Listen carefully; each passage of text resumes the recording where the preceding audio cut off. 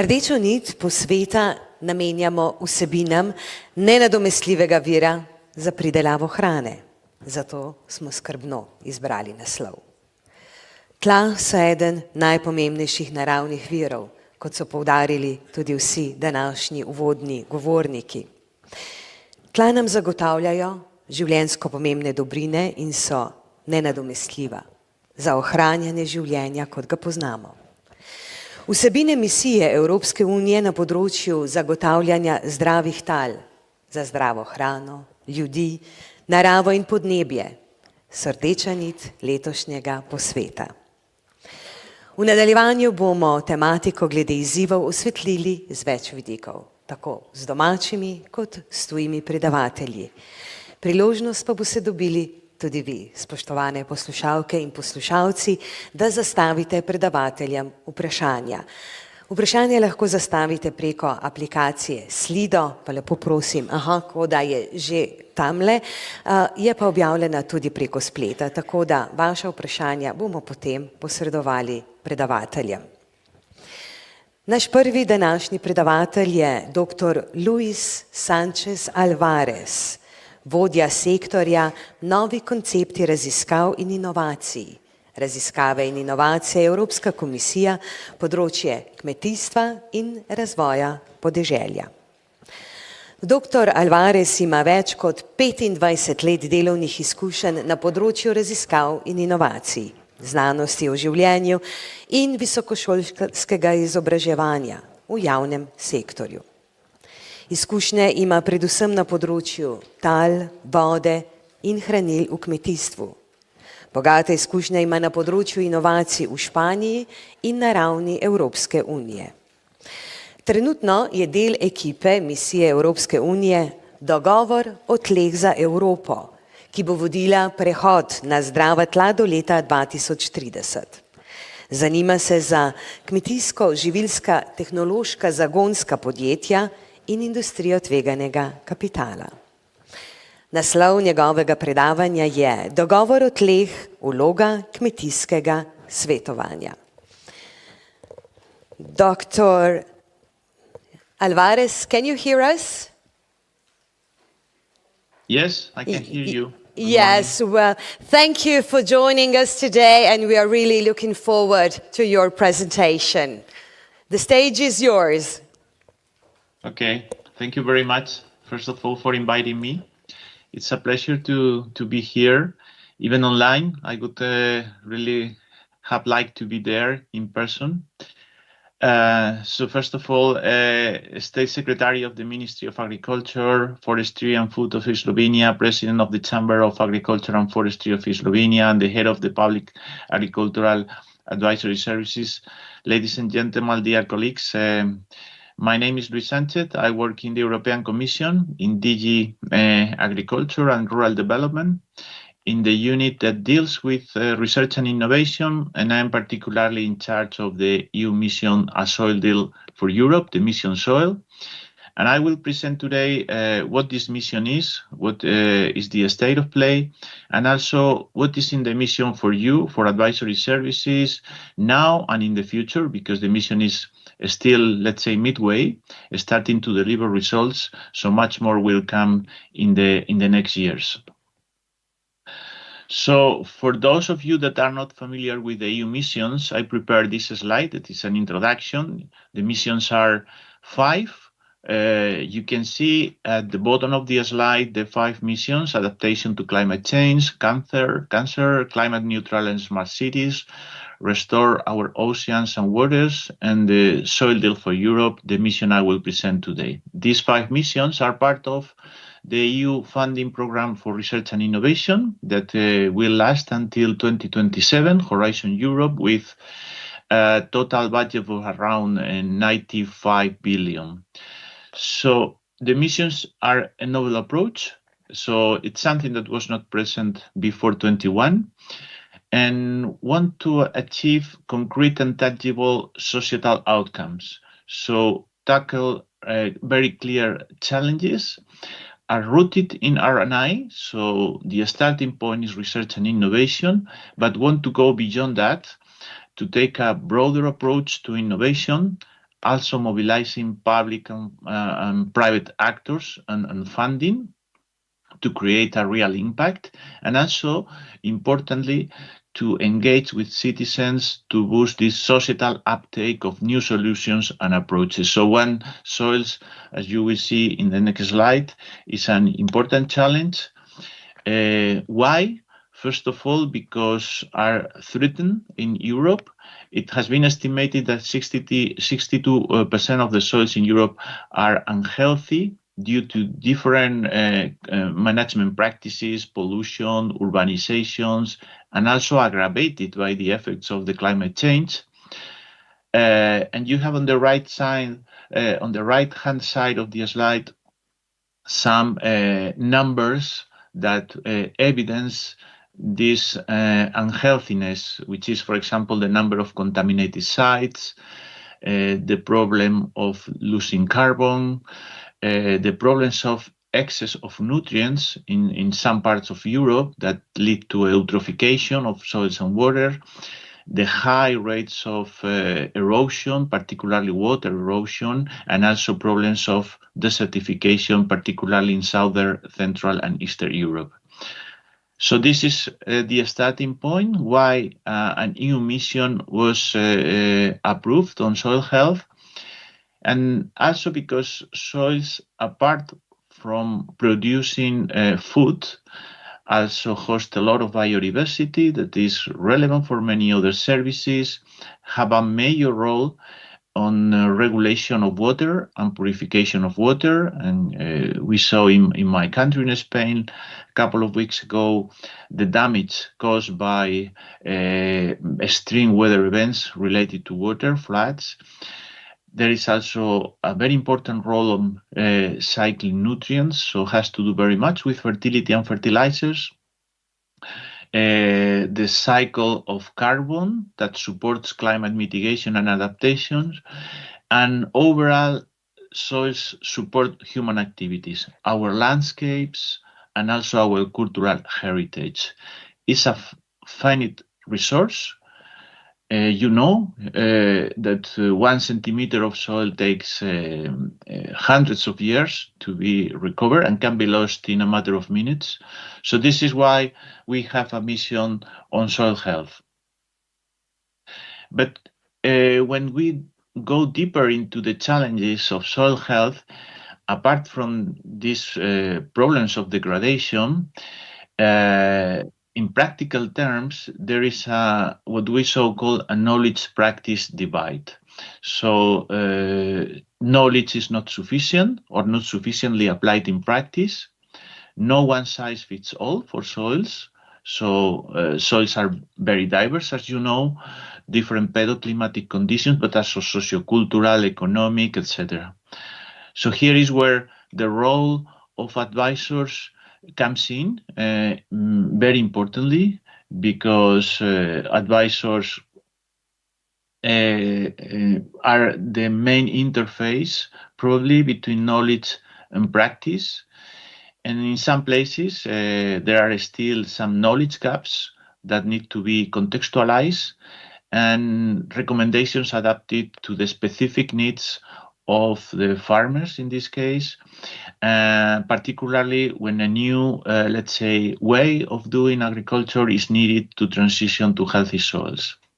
There is, therefore, a need to accelerate and upscale the uptake of solutions, new solutions, sometimes based on traditional practices. More knowledge is needed in specific areas, for example, biodiversity, contamination, carbon farming. And on the other hand, we need to measure, as I will say in a minute, soil monitoring is not harmonized at EU level, and we'll need to measure what is going on soil and what is the impact of different new practices. The mission is not working in isolation. It is part of a robust EU framework for soil health, protection and restoration, with a strong policy component that started a few years ago with the EU soil strategy that aims to achieve healthy soils by 2050, and which one of the main outcomes is probably the soil monitoring law, this new directive that was proposed last year and is now in the trilogues, and we would like to hopefully see soon adopted. That will be the first EU regulation on soil that is filling the gap that, for example, water, air, biodiversity already had a regulation. So now with this monitoring and resilience directive, we will have a more harmonized framework for soil protection and restoration. As I said, soils and policy on soils cannot really be effective without a strong data and knowledge hub. In this case, is the EU Soil Observatory that is managed by the Joint Research Center, the JRC, the research arm of the Commission. And finally, the mission is the implementation tool, the funding tool, as I already explained. So what's the goal of the mission, apart from contributing, leading this transition, is to establish 100 living labs and lighthouses. And I will explain why living labs in the next slide. But we also have other 8 specific objectives that have to do exactly with the challenges I presented before. So it's about reducing desertification, preventing erosion, conserving and increasing soil organic carbon stocks, improve biodiversity, reduce soil sealing, reduce pollution, reduce also the EU global footprint on soils, and improve soil literacy in society. Important to say that all types of land uses are covered by the mission, even if today I'm addressing, I understand, an audience that is particularly interested in the agricultural soils. So what are the living labs and why we are using living labs? Living labs are real-life sites in rural or urban areas in which different actors from various sectors and backgrounds experiment and test solutions in a co-creative manner. It's composed of a number of sites, real-life sites. I'm talking about farms or parcels of forestry or urban sites as well, where farmers, researchers, advisors, SMEs, also citizens, policymakers come together to identify the specific solutions they need in their conditions. And when one solution is identified as a successful one, so really addresses the challenges, it can become a lighthouse. It's an individual site, as a single farm, for example, with exemplary performance to showcase good practices. These places are particularly aimed at demonstrating, training, communicating about these new practices. And these lighthouses are particularly expected to provide practical tools for advisors as you to best inform soil managers and soil and land managers in general. The role of these lighthouses is also to increase awareness for the broader society of the importance of soil. So why living labs are so important for the mission, as you see, is the main objective, is the flagship of the mission, is because it was understood that this tool could really empower a rapid green transition and closing the knowledge practice divide I mentioned at the beginning. Living labs are end-user centric, so involve unusual participants, the people that normally don't take part in research and innovation projects from our framework program, because sometimes these projects are complex, involve a number of skills. So living labs make this easier, are adapted to the local pedoclimatic, socio-cultural, economic conditions, so have a systemic approach, because, as I said, in soil, solutions are different and can be different also depending on the cropping systems, climate, soil. Provide also practical tools for advisors to best inform soil managers on how to move to sustainable management practices, but also provide relevant soil data, so information about specificities of soil in a particular area, and support also policy making timely, so particularly the soil monitoring law.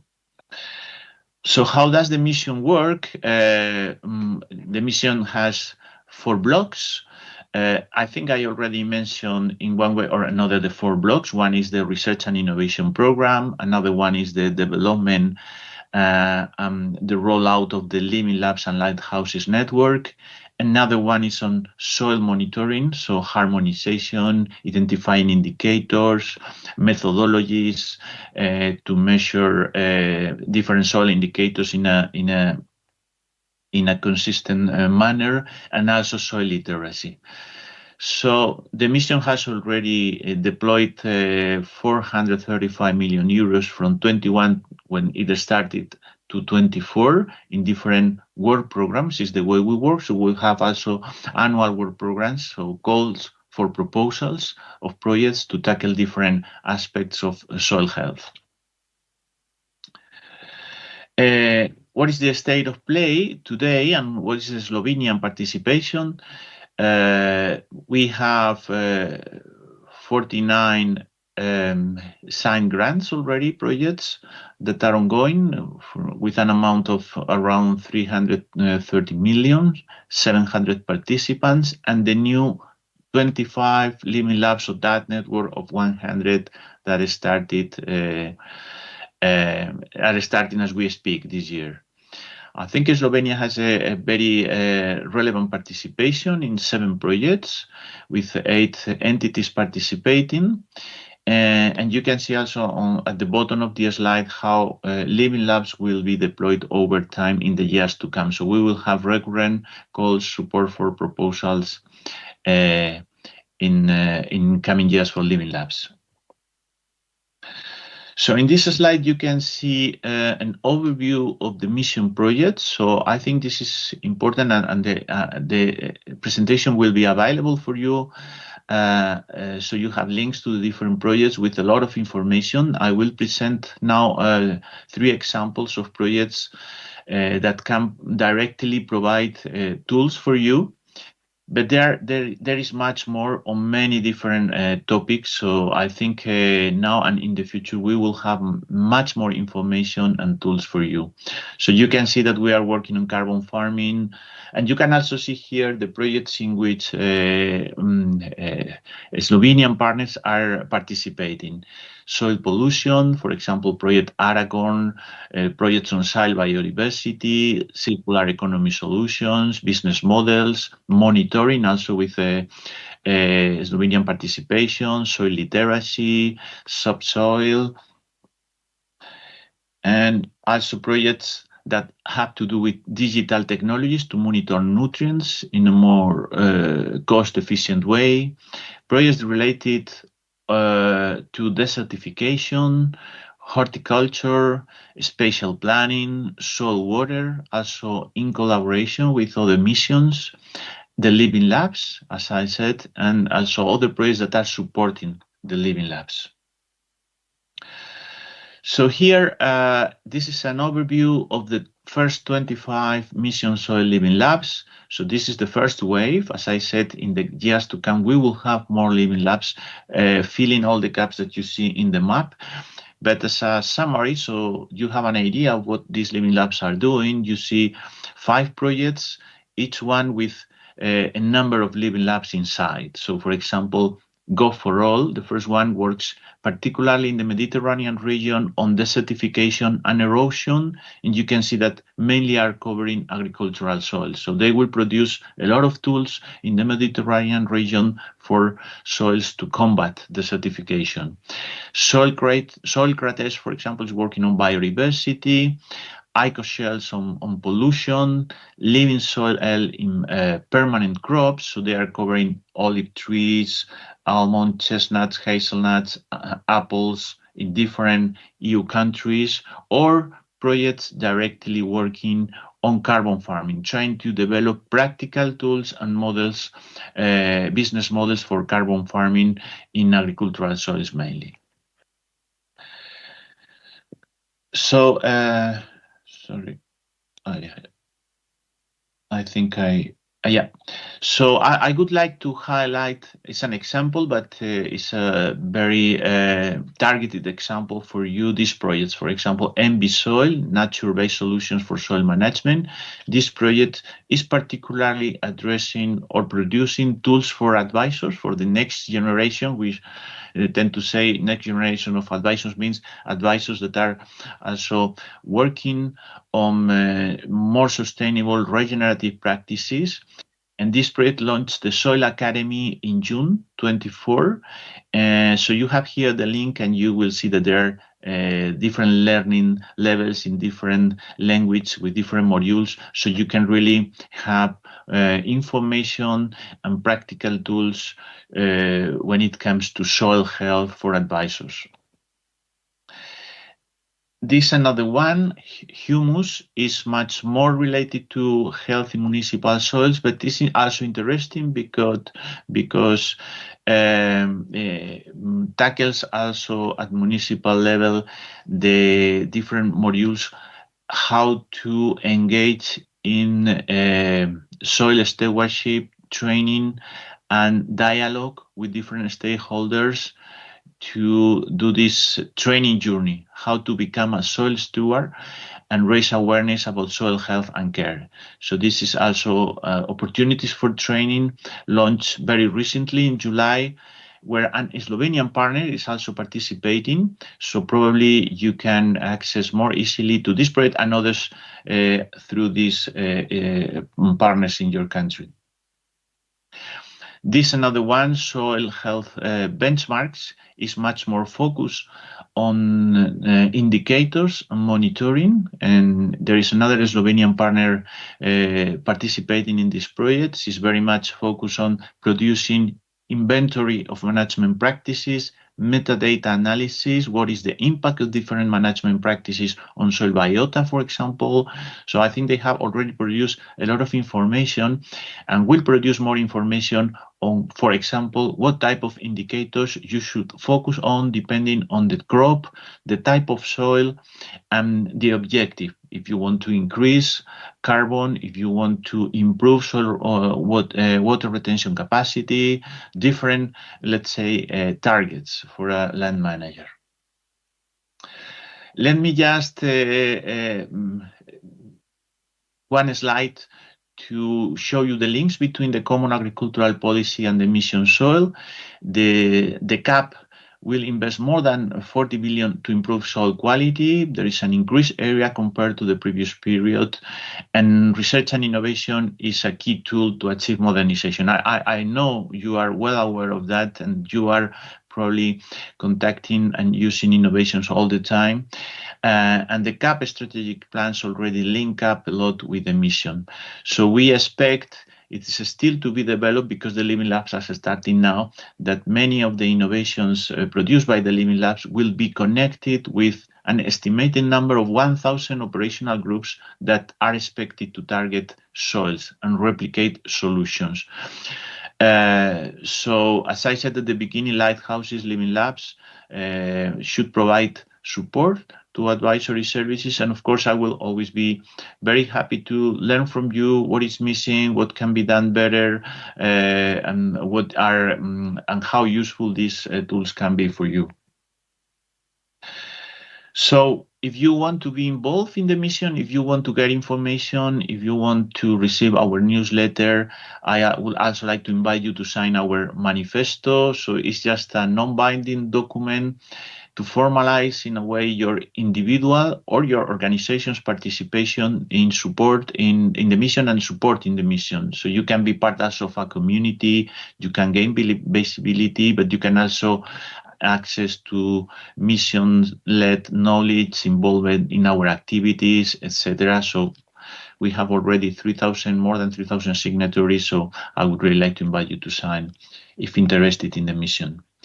In any case, I will leave this presentation, as I said, so I invite you also to visit our website, because you will find a lot of information about the mission, the project hub, so much more information and links to all the projects, funding opportunities, the community, the mission manifesto, the Living Labs, news and events, etc. So I stop here just thanking you very much for your attention, and I remain available if there are any questions that I can respond after the presentation. Thank you very much. Well, thank you.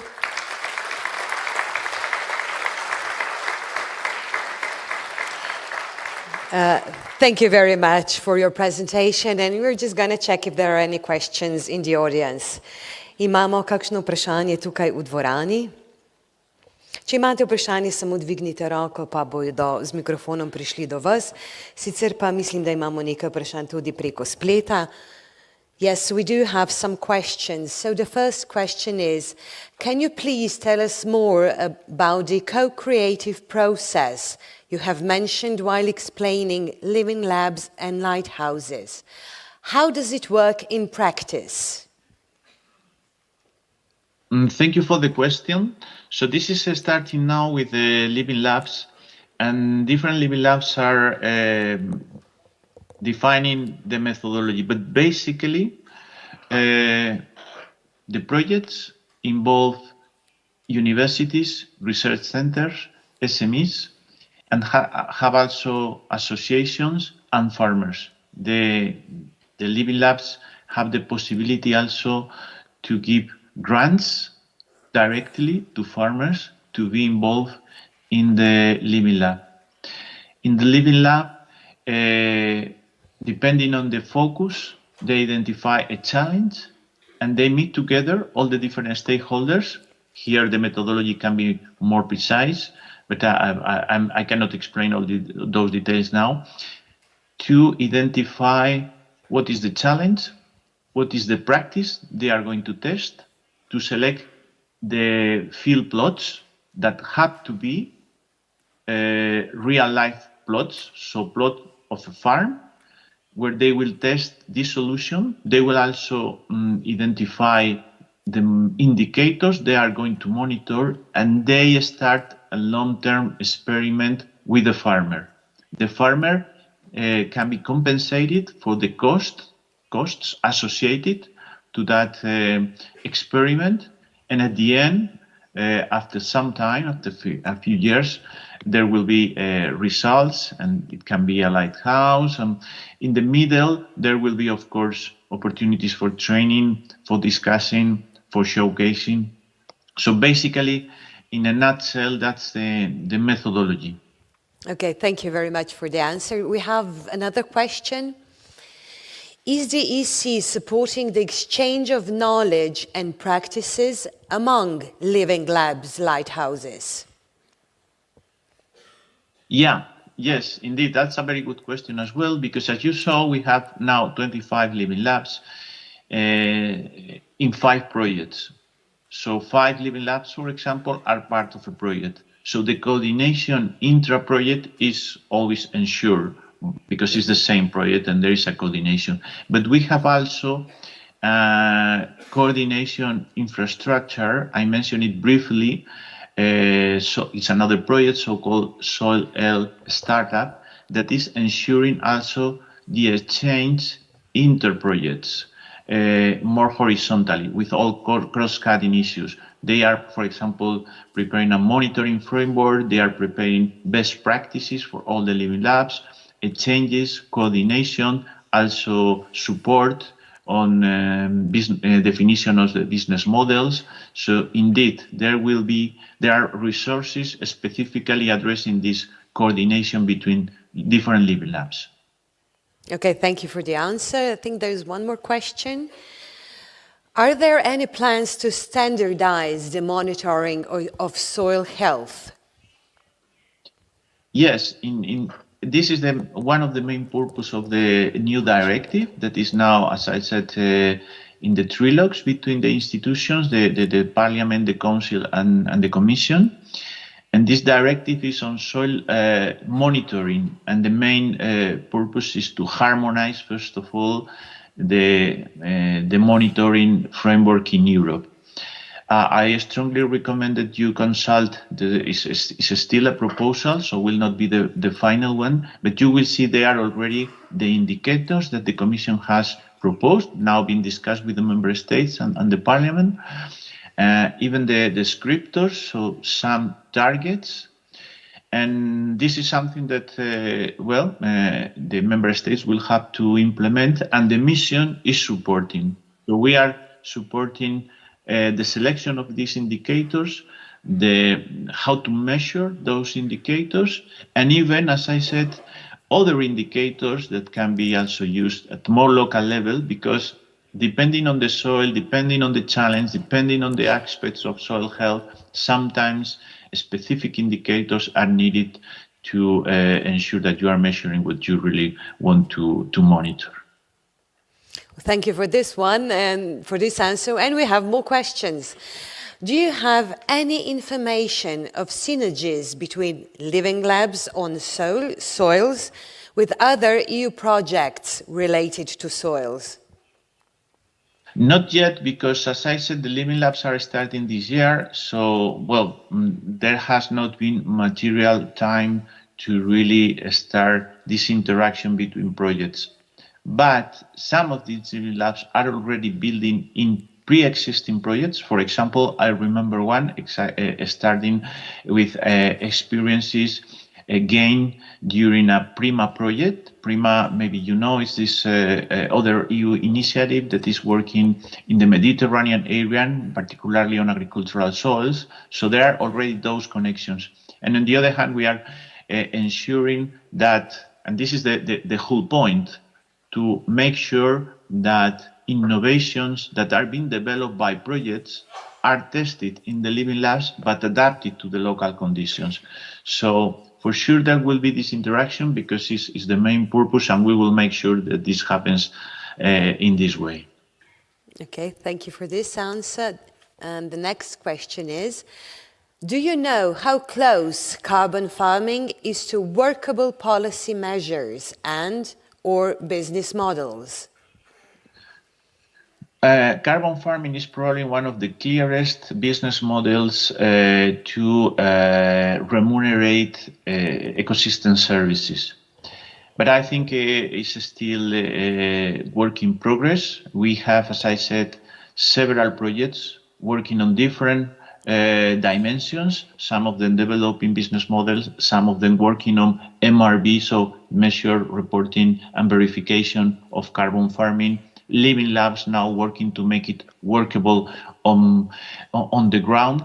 So I think it's still something that we need to continue. There is also a regulation at EU level to be adopted very soon. So I think all these pieces will come together, but I cannot say it's something that is already a reality that works everywhere. And I think we have one more question. Was the soil mission involved in assessing the quality of CAP policy measures protecting soils? Not yet, but the Commission is, of course, looking now at the impact of this CAP. We have to, this CAP started not so long time ago, and we are now starting to measure the impact of the different strategic CAP strategic plans at national levels, all the measures that has been implemented through conditionality, but also through eco schemes.